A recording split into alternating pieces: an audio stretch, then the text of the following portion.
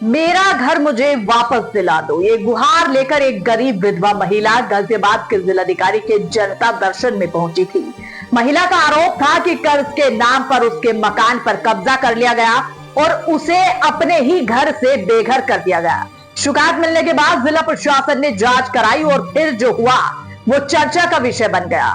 खुद जिलाधिकारी पुलिस और प्रशासनिक टीम के साथ मौके पर पहुंचे और महिला को उसका घर वापस दिलाया। गाजियाबाद के विजयनगर सेक्टर 11 में रहने वाली चंचल पिछले करीब 30 वर्षों से अपने परिवार के साथ 28 गज के मकान में रह रही थी। पति की मौत के बाद परिवार की जिम्मेदारी उन्हीं के कंधों पर आ गई। परिवार का पालन पोषण करने के लिए वो सिद्धार्थ विहार में खाने का ठेला लगाती है। चंचल का आरोप है कि कर्ज के लेन देन के विवाद में उनके मकान पर कब्जा कर लिया गया और बाद में उसे किसी दूसरे व्यक्ति को बेच दिया गया। करीब 6 महीने पहले उन्हें अपने ही घर से बेदखल होना पड़ा। तब से वो न्याय के लिए लगातार संघर्ष कर रही थी। कई बार पुलिस और प्रशासन के चक्कर लगाने के बाद चंचल ने 26 मई को आयोजित जनता दर्शन में जिलाधिकारी रविंद्र कुमार से मुलाकात की और अपनी पूरी बात रखी। मामले को गंभीरता से लेते हुए जिलाधिकारी ने जांच के आदेश दिए।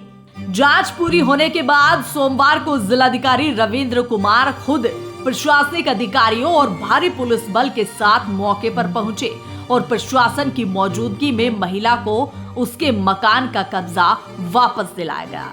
पूरे इलाके में इस कार्रवाई की चर्चा रही। जनता दर्शन के दौरान जो चंचल जी हैं ये मुझसे मिली थी, पीछे खड़ी है। तो इनका ये कहना था कि ताज मोहम्मद नाम के व्यक्ति ने और मोमिन नाम के व्यक्ति ने इनको ताज मोहम्मद ने 1.5 लाख रुपए इन्होंने उधार लिया था और 10% की ब्याज दर पे मासिक ब्याज दर पे पैसा दिया और उसके बाद में उस पर बहुत ज़्यादा पैसा बढ़ा के बता दिया।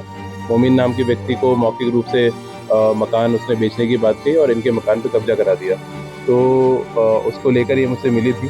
जब हमने उसमें जांच पड़ताल कराई स्थानीय जो हमारे एसडीएम सर के माध्यम से और जो थाना प्रभारी हैं और यहाँ के एसीपी उनके माध्यम से, तो उसमें निकल के आया कि ताज मोहम्मद उसके खिलाफ मसूरी में भी केस विद्यमान है, अभी वो जेल जाकर आया है और ये 420 का केस है। तो फ्रॉड टाइप का व्यक्ति है और इन पे दबाव बना के इनकी जो प्रॉपर्टी लगभग 30 से 35 लाख रुपए की है, उस पे एक दूसरे व्यक्ति को बेच के कब्जा करा दिया और इनको बदले में एक जमीन का वादा किया जो एलएमसी की जमीन थी। जिस प्रकार से इनका फ्रॉड हुआ था उसको लेकर ये मुझसे मिली थी। आज हमने 2 दिन में निर्णय लिया जांच के बाद में कि इनको इनकी प्रॉपर्टी वापस मिलनी चाहिए। आज जो मोमिन नामक व्यक्ति था, ताज मोहम्मद था, दोनों यहाँ से चले गए हैं।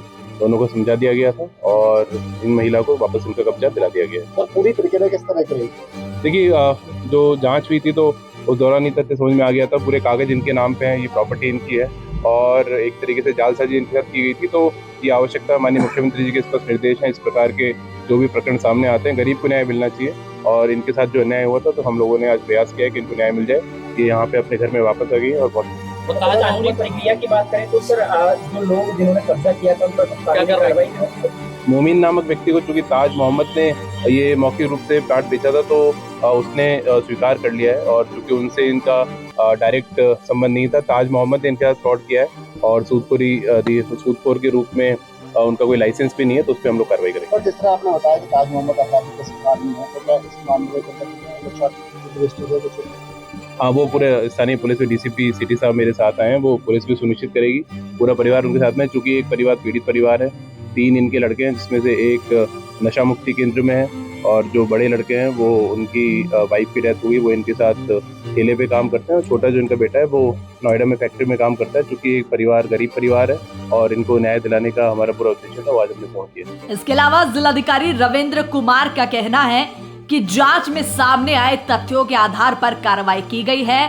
सरकार की मंशा है कि किसी भी गरीब और जरूरतमंद व्यक्ति के साथ अन्याय न हो।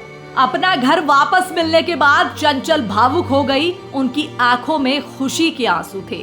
चंचल ने जिला प्रशासन, गाजियाबाद पुलिस और मुख्यमंत्री योगी आदित्यनाथ का धन्यवाद करते हुए कहा कि कई महीनों की परेशानी और संघर्ष के बाद उन्हें उनका आशियाना वापस मिला है। हाँ, मेरे मकान पर ताज मोहम्मद पुत्र नूर मोहम्मद ने अवैध कब्जा कर लिया था। इस हेतु मैंने जो है शिकायत डीएम जी के यहाँ पर की थी।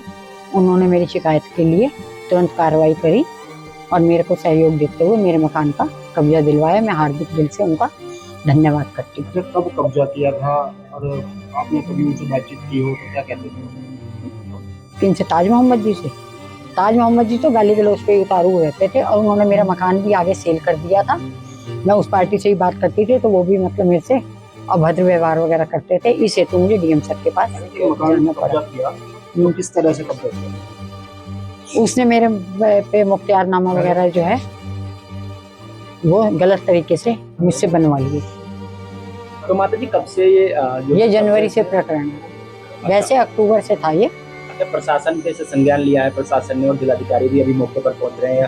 मकान खाली आपको मिला, क्या कहना चाहेंगे प्रशासन के लिए? प्रशासन का मैं हार्दिक दिल से धन्यवाद करती हूँ और प्रशासन ने मेरी बहुत जल्दी से ही मेरी बहुत मदद की है। मैं इसलिए तहे दिल से माननीय मुख्यमंत्री जी वगैरह का, जिलाधिकारी, बाकी सब टीम का हार्दिक धन्यवाद। योगी सरकार की भूमाफिया और अवैध कब्जाधारियों के खिलाफ जीरो टॉलरेंस नीति के बीच हुई ये कार्रवाई एक बड़ा संदेश देती है कि गरीब और जरूरतमंद लोगों की शिकायतों पर प्रशासन गंभीरता से कार्रवाई कर रहा है और उन्हें समय पर न्याय दिलाने का प्रयास कर रहा है।